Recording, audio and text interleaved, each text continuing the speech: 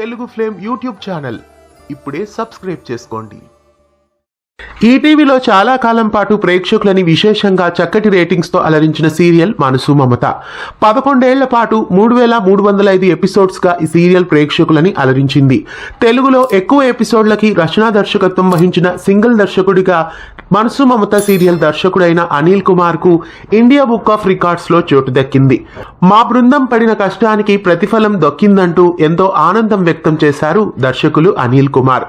వెండితెరపై అనురాగ బంధం, అనాదిగా ఆడతి, పుణ్య దంపతులు, జగన్నాథం అండ్ సన్స్ లాంటి 13 చిత్రాలకు ఈయన దర్శకత్వం వహించారు.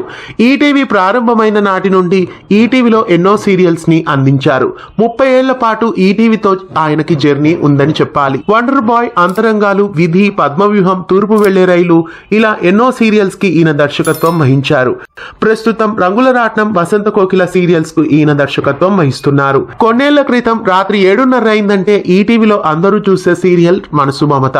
అలాగే ఈనాడు ఈటీవీలో ప్రస్తుతం చూస్తున్న సీరియల్ రంగుల రాట్నం.